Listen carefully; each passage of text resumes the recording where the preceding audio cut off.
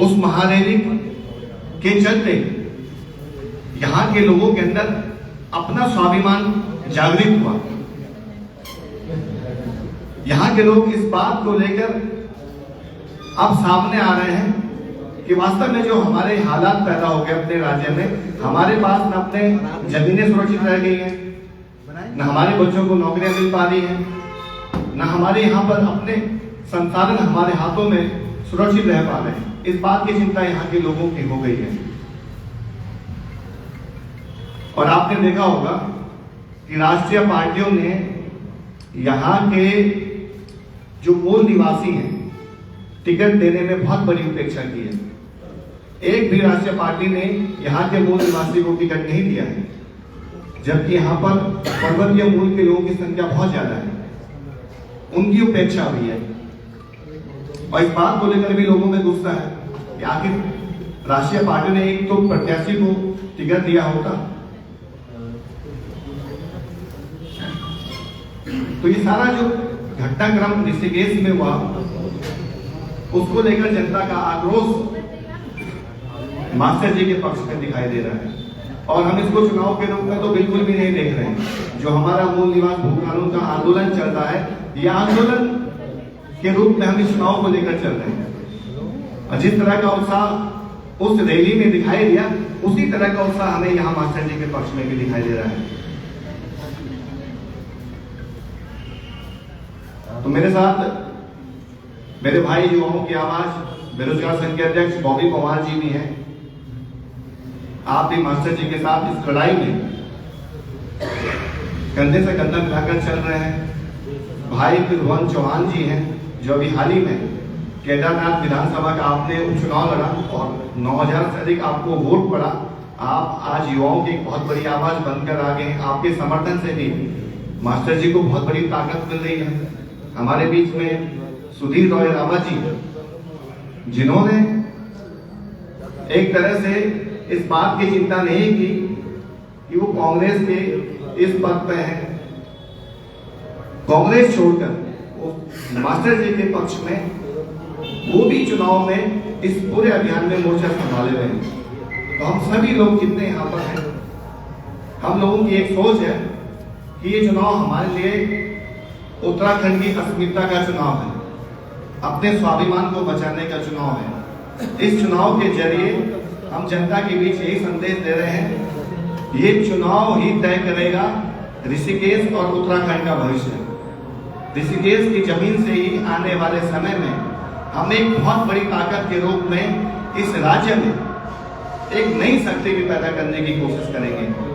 ये यहाँ से शुरुआत हो गई है। अब लोग बदलाव चाहते हैं।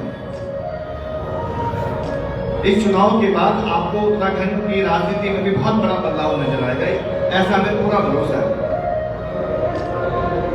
दूसरा, आपने भी देखा होगा प्रेमचंद्र अग्रवाल जी एक बात कह रहे हैं जनता के बीच में कि अगर उनके प्रत्याशी चुनाव नहीं जीत पाते हैं तो 1800 करोड़ रुपए जो ऋषिकेश के डेवलपमेंट के लिए आया है वो कहीं ना कहीं प्रभावित हो जाएगा। ऋषिकेश का डेवलपमेंट उस पर असर पड़ेगा। तो हमने उनसे कहा है कि आम जनता के बीच भ्रम की स्थिति अग्रवाल जी दे रहे हैं, उनके प्रत्याशी पहुंचा रहे हैं, जबकि जो केंद्र सरकार का पैसा है वो सिर्फ ऋषिकेश के लिए नहीं मिला है, पूरे देश भर के शहरों के विकास के लिए वो पैसा खर्च होना है। और अग्रवाल जी को हमने स्पष्ट कहा है कि ये जो पैसा है वो जनता के टैक्स का पैसा है, वो आप अपने घर से नहीं दे रहे हैं, आप जनता को मत बरगलाइए। अगर उस पद पर मास्टर जी बैठेंगे तो जनता के हित में वो पैसा खर्च होगा और उनके प्रत्याशी अगर उस पद पर बैठते हैं तो कहीं ना कहीं उस पैसे की बदतर बात होगी। अभी आपने देखा होगा, अभी जो मेयर के प्रत्याशी वो कह रहे हैं कि पर्वतीय मूल के लोगों को कह रहे हैं कि भूत है। अब आप सोचिए किस तरह की औची हरकतें कर रहे हैं। यहाँ के लोगों को भूत कहा जा रहा है,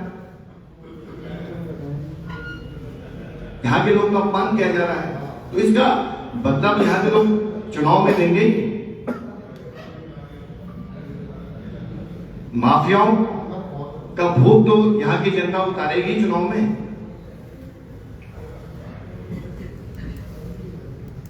बहुत सारे घटनाक्रम चुनाव में हो रहे हैं, बहुत सारी चीजें हो रही हैं। हम लोग पूरी ताकत के साथ इस चुनाव में मास्टर जी के समर्थन में जनता को लामबंद कर रहे हैं। हम लोग वार्ड वाइज हमने बूथ मैनेजमेंट की मजबूत टीमें तैयार की है। हम वहां भी नजर रखेंगे जहां इस बात का भी अंदेशा है कि फर्जी मतदान हो सकता है। ऐसी भी खबरें हमारे सामने आ रही है कि इस चुनाव में जो सत्ताधारी पार्टी है और जो विपक्ष की भूमिका में लोग हैं वो फर्जी मतदान भी करवा सकते हैं अपने प्रत्याशियों को चुनाव जिताने के लिए। इस तरह की खबरें भी हमारे पास आ रही हैं। तो हमने अपने कार्यकर्ताओं से, समर्थकों से कहा है कि आप उस पर भी निगरानी रखें। इस बात की पूरी आशंका है कि बाहर से भी लोगों को यहाँ लाया जा सकता है। चुनाव को प्रभावित करने के लिए पूरी मशीनरी झोंकी जा सकती है। बहुत कुछ आगे इस चुनाव में होने जा रहा है। इसको लेकर के हमने अपने लोगों को, अपने कार्यकर्ताओं को सतर्क रहने के लिए कहा है। तो ये सब घटनाक्रम इस चुनाव में आप सबके के सामने हमने रखा और हम लोग एक तरह से एक बात आप लोगों के सामने भी रखना चाहेंगे क्योंकि बहुत ज्यादा सवाल उसको लेकर उठ रहे हैं। एक तो पहाड़ मैदान की बातें बहुत ज्यादा चुनाव में उठ रही है। इसमें हम स्पष्ट तौर पे कहना चाहते हैं हमारे मंच से कभी पहाड़ मैदान की बात कभी नहीं उठाई गई और हमने कभी पहाड़ मैदान को लेकर भेद भी नहीं किया। आज जिनकी कुर्सी खिसक रही है वो पहाड़ और मैदान को आपस में बांटना चाहते हैं। यहां पर यह कोशिश की जा रही है कि पहाड़ के लोग मास्टर जी के पक्ष में हैं और मैदान के लोग राष्ट्रीय पार्टियों के पक्ष में। इस तरह से बांटने की कोशिश हो रही है, जबकि ऐसा कुछ भी नहीं है। जो हमारे यहाँ पर मैदान में रहने वाले, मैदान मूल के जो व्यापारी भाई हैं, उनका और पहाड़ के लोगों का रिश्ता सदियों पुराना है।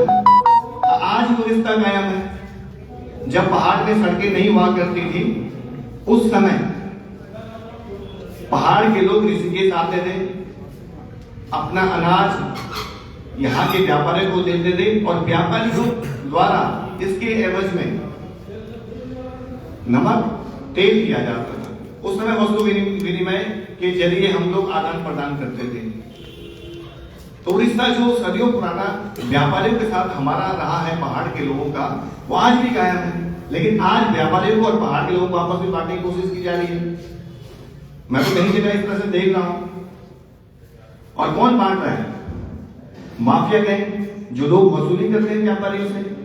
व्यापारी तो इस बात से भयभीत है, अगर ये माफिया गैंग हावी हो गया ऋषिकेश में तो कैसे हम अपना व्यापार कर पाएंगे। इसलिए भी व्यापारी वर्ग मास्टर जी के पक्ष में खड़ा है। यहाँ के जो मूल निवासी हैं वो व्यापारी भी हैं, वो अन्य समाज के लोग भी हैं। लेकिन मूल निवासी को लेकर जब भी बात होती है तो कुछ लोग जो साजिश करने वाले होते हैं उसको पहाड़ और मैदान की शक्लें दे देते हैं। तो हम चाहते हैं कि जो इस समय राजनीति चल रही है इसको भी जनता को देखना चाहिए करीब से। कौन लोग हैं जो आपस में लड़वाते हैं, आपस में फूट डालने की कोशिश करते हैं अपनी राजनीतिक रोटियां सेकने के लिए। इस पर भी जनता को नजर रखनी चाहिए, ये हमारा मानना है। हम सब लोग, तमाम वर्गों के लोग मास्टर जी के पक्ष में खड़े हैं। हर एक वर्ग का व्यक्ति मास्टर जी के पक्ष में। हम तो देख रहे हैं सब जगह, सिर्फ पहाड़ मूल के लोग नहीं, मैदान मूल में रहने वाले, मैदानी क्षेत्र में रहने वाले तमाम वर्गों का मास्टर जी को अपार समर्थन मिल रहा है। आप तय मानकर चलिए, जो हमने सर्वे किया है, जो सरकारी रिपोर्ट हमारे पास आ रही है, 10,000 से अधिक मतों से मास्टर जी चुनाव जीत रहे हैं। अभी तक की रिपोर्ट है। एक तरफा मतदान मास्टर जी के पक्ष में होने जा रहा है। तो जो लड़ाई चल रही है मास्टर बनाम माफिया की, तो लोग चाहते हैं कि माफिया का अंत हो ऋषिकेश में। जो ड्रग्स का कारोबार कर रहा है उसका खात्मा हो, जो अपराधी पनप रहे हैं उसका खात्मा हो। तमाम तरह की समस्याओं से ऋषिकेश के लोग जूझ रहे हैं, उसके खात्मे के लिए लोग मास्टर जी के पक्ष में खड़े हो रहे हैं। वे कुछ बिंदु थे जिसको लेकर आप सभी लोगों से बातचीत करनी थी। तो जैसा मैंने आपसे कहा, ये चुनाव एक तरह से यहाँ के लोगों की प्रतिष्ठा का और अस्मिता का चुनाव है, और इसको हर हाल में यहाँ के लोग जीतेंगे। एक एक व्यक्ति इस चुनाव को लड़ रहा है, अपने संसाधन दे रहा है, और चुनाव में मास्टर जी की जीत लगभग। बहुत बहुत धन्यवाद बड़े भाई रॉय जी, हमारे मंचासी भाई मोहित डिमरी जी, बड़े भाई त्रिभुवन चौहान जी, लुशन टोडेरे जी, बड़े भाई रॉय जी, तमाम सभी साथी नेगी जी वगैरह। आज इस प्रेस वार्ता में यहाँ पर उपस्थित हमारे प्रिंट मीडिया से आए हुए मीडिया बंधु, इलेक्ट्रॉनिक मीडिया से आए हुए मीडिया बंधु, डिजिटल मीडिया से आए हुए मीडिया बंधु और वेब पोर्टल से जुड़े हैं, सभी का स्वागत करता हूँ, अभिनंदन करता हूँ कि आप सभी यहाँ पर पहुँचे और इस प्रेस वार्ता के माध्यम से जन जन तक हमारी आवाज को पहुंचाने का काम करें। तमाम बिंदु हमारे बड़े भाई मोहित डिमरी जी ने गिनाए हैं। आज प्रेस वार्ता चुनाव के संबंध में है, आज प्रेस वार्ता मुद्दों के संबंध में है। आपने चुनाव की कुछ बातें कही, पर ये जो चुनाव का समय होता है, ये ऐसा समय होता है कि जब सभी वोटर्स या आम जन का जो मस्जिद होता है वो बड़े तेजी से चलता है। इस समय अगर उनके मस्जिद में कुछ चीजें डाली जाए, मैं ये कहता हूँ कुछ मुद्दे डाले जाए, तो वो सीधे सटीक मस्जिद के अंदर चले जाते हैं। तो मैं कुछ मुद्दों पर बात करने वाला हूँ, और वो मुद्दे इस ऋषिकेश के हित के मुद्दे हैं, वो मुद्दे इस प्रदेश हित के मुद्दे हैं। आज जिस प्रकार से मैं कुछ मुद्दों पर बात कर रहा हूं, तो सबसे पहले ऋषिकेश की जो मेयर सीट है उसका जो आरक्षण रोस्टर हुआ है वो सब आप जानते हैं कि कैसा हुआ है। क्योंकि आरक्षण रोस्टर की अगर शुरुआत होनी थी तो या तो देहरादून से होनी थी या हल्द्वानी से होनी थी। इस बीच में जिन्होंने वर्षों वर्ष पार्टी के लिए अपना सब कुछ त्याग कर दिया था, उन लोगों को ठिकाने लगाने के लिए आज यहाँ के विधायक चाहे हमारे मंत्री हो, इन लोगों ने इस प्रकार की रणनीति अपनाई कि हमारे जो पार्टी के समर्पित कार्यकर्ता थे, जिनकी इतनी मेहनत थी कि कल के दिन हो सकता हो मंत्री जी के लेवल तक आ जाते, उनको ध्वस्त करने के लिए इस प्रकार से ना देहरादून छेड़ा ना हल्द्वानी से छेड़ा, सीधे बीच में ऋषिकेश के रोस्टर सीट को घुमाकर बिना वो कर दिया। तो ये बड़ा मुद्दा, ये उन कार्यकर्ताओं को समझना पड़ेगा जिन कार्यकर्ताओं ने पार्टी को अपनी मां समझा था, और उस पर इस प्रकार का विश्वासघात हुआ है, तो उस विश्वासघात करने में कौन जिम्मेदार है, उस व्यक्ति को पहचानना होगा। और इस चुनाव के माध्यम से उस व्यक्ति को क्या मैसेज आप दे सकते हैं, कैसे उससे ईंट का जवाब पत्थर से दे सकते हैं, वो आप लोगों को समझना पड़ेगा। आज ऋषिकेश की बात करते हैं। आपने कहा कि यहाँ जो एक र्यूमर्स फैलाया जा रहा है कि पहाड़ी और मैदानी, पहाड़ी और मैदानी। यार जब इस उत्तराखंड के लिए हम लड़े, हमारे पूर्वज लड़े, आंदोलनकारी लड़े, 42 शहादतें हुई, तो उस दौरान तो सभी लोग लड़े।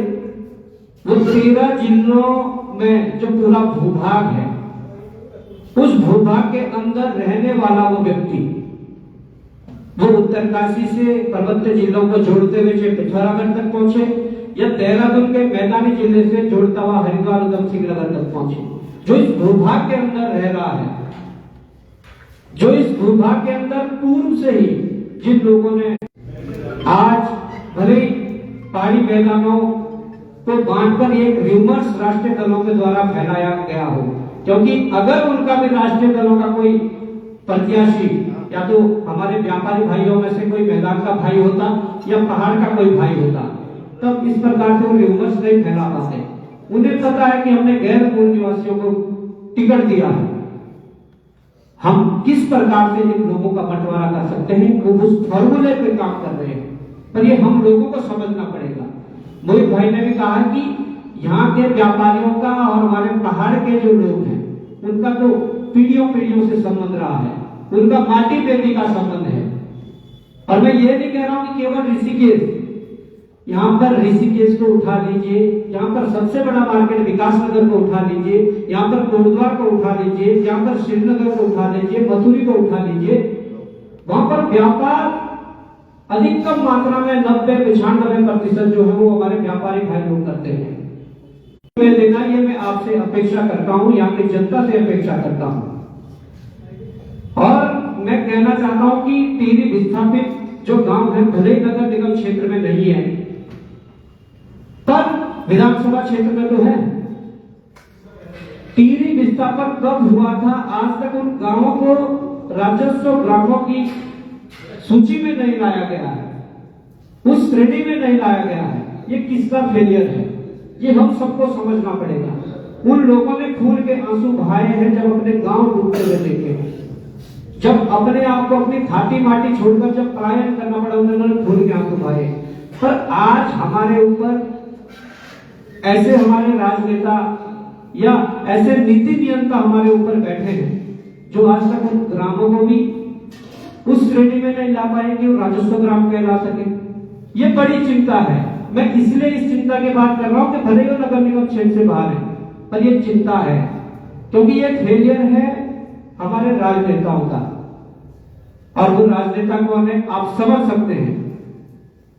मैं कहना चाहता हूं कि यही मंत्री जी हमारे जो है प्रेमचंद अग्रवाल जी, इन्होंने जब डोईवाला से चुनाव लड़ा नगर पंचायत का, तो वहां की जनता को जो सम्मान लौटाना चाहिए था, आज उसने ऋषिकेश की जनता के साथ छल किया। और उस ऋषिकेश की जनता के साथ जब छल किया गया तो ऐसा नहीं है वो किसी पहाड़ी के ही साथ छल किया गया, वो बराबर मैदानी क्षेत्र में हमारे व्यापारी भाइयों के साथ भी छल हुआ है, ऋषिकेश की जनता के साथ छल हुआ है। जिस प्रकार से मैं समझ सकता हूं कि 4 वर्षों से जो मल्टी स्टोरी पार्किंग का जो काम रोका गया है, ये आप भली भांति जानते हैं, पत्रकार बंधु तो भली भांति जानते होंगे क्यों रोका गया है। अगर वो मल्टी स्टोरी पार्किंग के बन जाती तो निश्चित तौर पर यहाँ की जनता को, यहाँ के जो टूरिस्ट आ रहे हैं उनको उसका लाभ मिलता, और जो जाम से ये सड़कें भरी रहती है उसका भी कहीं ना कहीं उसको लाभ मिलता। परंतु इसलिए रोका गया है कि जो पूर्व मेयर यहाँ पर रही है श्रीमती अनिता मंगाई जी, कहीं उनका नाम ना हो जाए, कहीं उनको वो श्रेय ना मिल जाए। ये सच्चाई है, ये मंत्री जी की सच्चाई बता रहा हूं, उस प्रेमचंद अग्रवाल जी की सच्चाई की ऐसा हुआ है, इसलिए काम रोका गया है। क्योंकि अगर वो ऐसा करते तो निश्चित तौर पर यहाँ की जो मेयर थी, जो प्रथम नागरिक थी, उनको ये श्रेय जाना था, इसलिए इस प्रकार की चीजें कही गई। और उन्हें अब कुर्सी से वो उतर गई है, तो अब ऐसा फॉर्मूला और रोस्टर का तय किया है, जो मैंने पूर्व में कहा है कि ऐसे बिल्कुल समर्पित कार्यकर्ताओं को बाहर करने का काम किया गया है।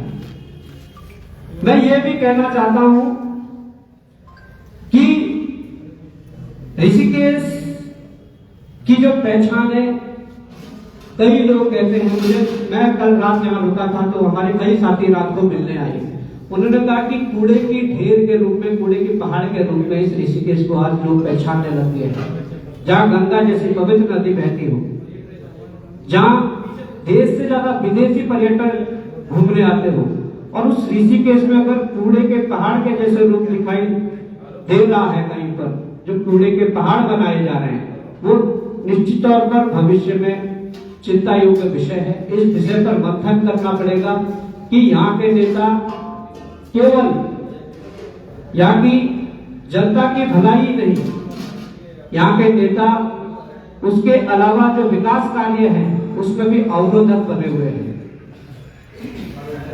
मैं ये कहना चाहता हूं कि इसके अलावा ये फॉर्मूला सेट होता है, लगातार चुनाव होते हैं, उन चुनावों में तरह तरह की बातें होती है। कोई निर्दलीय लड़ जाता है, उसको या तो बीजेपी की बी टीम बोल दिया जाता है या कांग्रेस की बी टीम बोल दिया जाता है, और ये पार्टी के प्रवक्ता बड़ी आसानी से कह देते हैं। पर मैं ये कहना चाहता हूं कि इस ऋषिकेश के अंदर जहां शराब के ठेके नहीं हुआ करते थे, वर्तमान समय में जो कांग्रेस के प्रत्याशी हैं उनका जो ठेका खुला हुआ है, उनके जो शराब के ठेके खुले हुए हैं, वो वर्तमान सरकार के कार्यकाल में ही खुले हुए हैं। तो इससे अनोखा मित्र विपक्ष का जो उदाहरण है, वो एग्जाम्पल क्या हो सकता है? आप समझ सकते हैं कि अंदरूनी तरीके से ये आपस में किस तरीके से इनका गठजोड़ है, किस तरीके से इनके जो आपस में जो काम है वो हो रहे हैं। पर वो जो बी टीम वाला जो फॉर्मूला है या बी टीम वाली जो बात है वो किसी दूसरे के सिर पर उसका ठिकरा फोड़ते हैं, और जबकि बी ए सारी टीमें ये अपने आप ही है। अब बात मैं करूंगी, हम लोगों ने जब भर्ती घोटालों की लड़ाई लड़ी उसमें जब आप लोगों ने देखा होगा कि सबसे बड़ा विधानसभा भर्ती घोटाला भी था, जिसमें खुद मंत्री जी प्रेमचंद अग्रवाल उस समय अध्यक्ष थे, और उन्होंने किस प्रकार से हमारे योग्य जो युवा थे उनका रोजगार मारकर, उनका हक मारकर जिस प्रकार से उन्होंने एक परिपाटी चलाई थी तदर्थ नियुक्ति की, वो सबके सामने चीजें आई। और सबसे बड़ी बात ये हुई कि चलो आपने या तो जनहित को देखते हुए वो किया तो अच्छी बात है, पर ऐसा क्या जनहित था कि आपने खुद अपने सगे भांजे को वहां पर उस पोस्ट पर बिठा दिया, अपने उस पोजीशन पर बिठा दिया। ऐसी क्या जनहित था? मैं ये प्रेमचंद अग्रवाल जी से पूछना चाहता हूँ, और मैं उनके कार्यकर्ताओं से भी पूछना चाहता हूँ कि भाई ऐसी क्या नौबत थी? क्या आपके आप जो समर्थक है क्या आपके बच्चों को भी लगाया?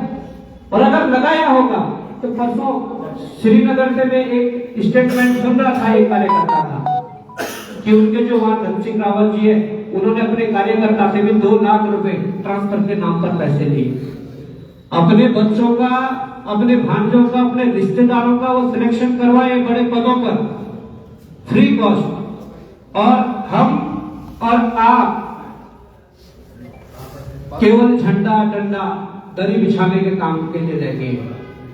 भर्ती घोटालों को एक बार युवाओं को याद करना पड़ेगा कि प्रेमचंद अग्रवाल जी की कितनी बड़ी भूमिका रही है, क्योंकि उन्होंने अपने ही सगे बेटे को जिस प्रकार से एई के पद पर संविदा के माध्यम से नौकरी दिलाई थी, कितना बड़ा दुर्भाग्य है।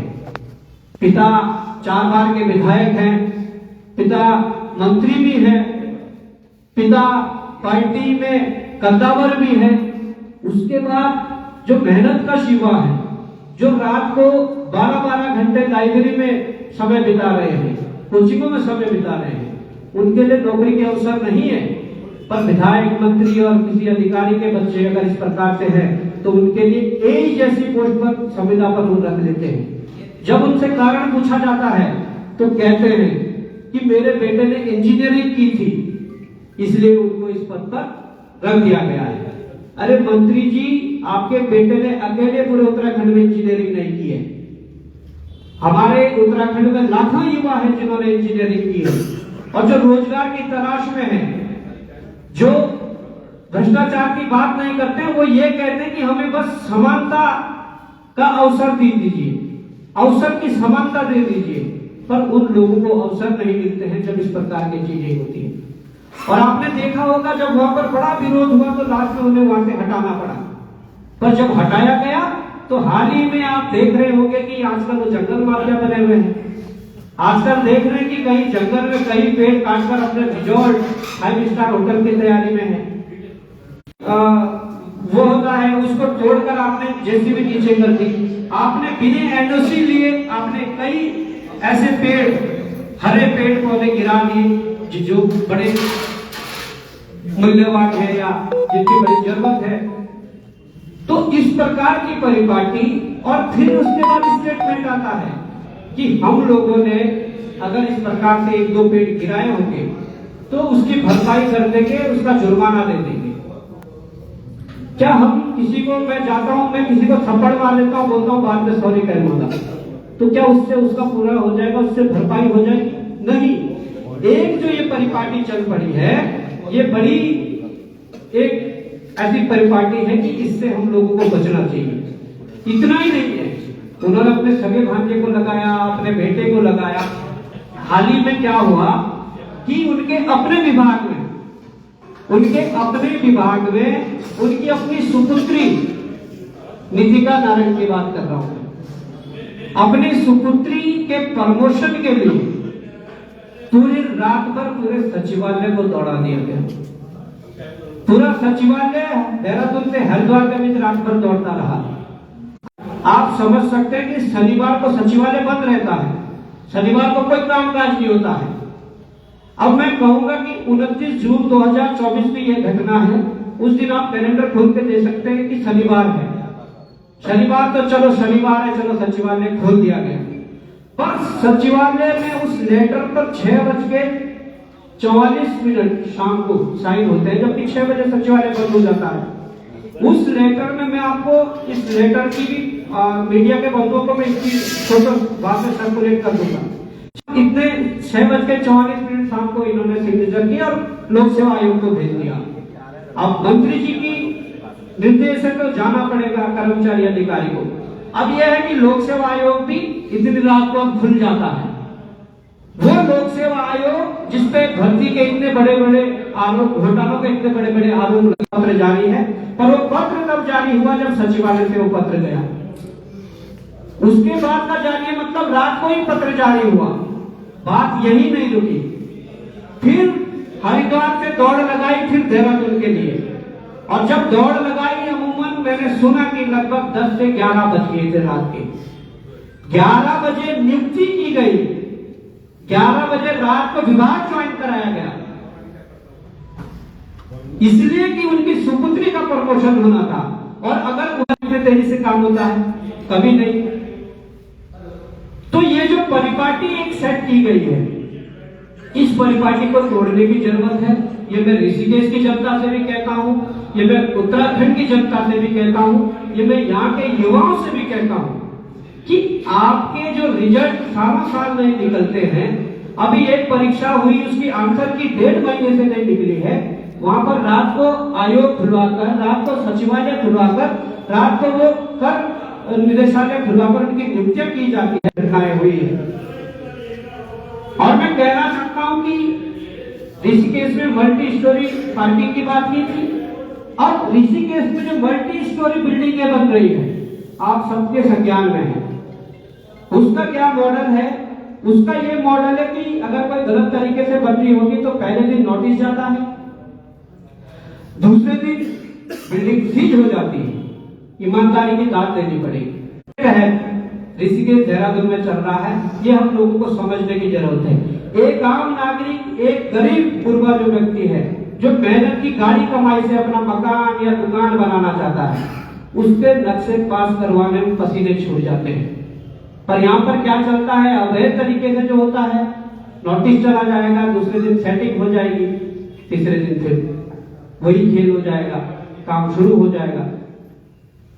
मैं ये भी कहना चाहता हूं कि जिस प्रकार से ऋषिकेश नगर निगम क्षेत्र में जो एम्स आता है, एम्स की आप व्यवस्था देख रहे होंगे। हम मान सकते हैं कि वहां के लोग आ सकते थे, पर ऐसा नहीं है ना कि एक ही इंस्टीट्यूट से, एक ही संस्थान से सारे लोग आ जाए। कुछ तो गड़बड़ हुई थी या किसी की तो सेटिंग थी। हमने तो सुना है कि पीठ पीछे जो सेटिंग थी वो यहीं के कुछ नेताओं की थी, जिन्होंने वहां पर इन्हें कहीं ना कहीं आसरा दिया है।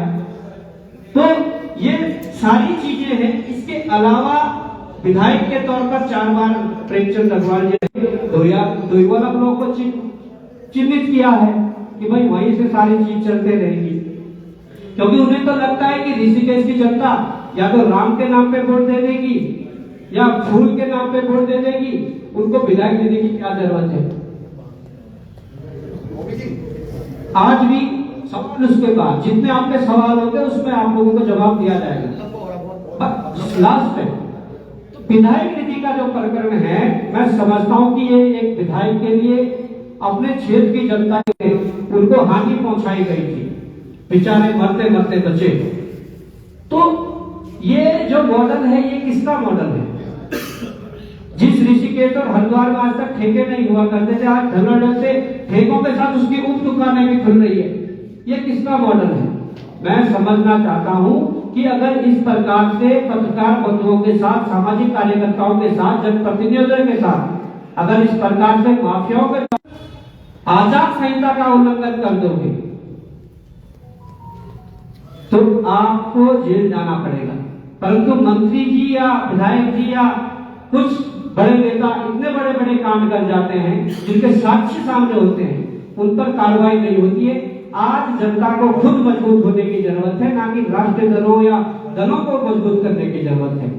जिस प्रकार से भाई एक समाज सेवक हमारे अरविंद हटवाल जी थे, उनको 60 से 65 दिन जेल जाना पड़ा। क्यों? क्योंकि उन्होंने समाज की आवाज उठाई है। अगर मास्टर जी इस मेयर के पद पर बैठते हैं, इस कुर्सी पर बैठते हैं, तो हमारी केवल अपेक्षा ही उनसे नहीं होगी, हमारे उनके साथ सुझाव भी होंगे, हमारा सहयोग भी उनके साथ रहेगा कि मास्टर जी आपको इस प्रकार से इस शहर का विकास करना चाहिए, मास्टर जी आपको इस मॉडल पर काम करना चाहिए, ना कि उस मॉडल पर जो आज शराब माफियाओं या अन्य प्रकार के लोगों को संरक्षण दे रहा है। तो मैं प्रेस वार्ता लंबी ना हो, एक आध हफ्ता और है, वो भी अपनी बात को रखेंगे। बाकी आप लोगों के जो बात में सवाल होंगे, उन सवालों का निश्चित तौर पर जवाब दिया जाएगा। धन्यवाद बोल भाई, फिर बोल जोड़ दिए। प्रणाम सभी पत्रकार बंधुओं को।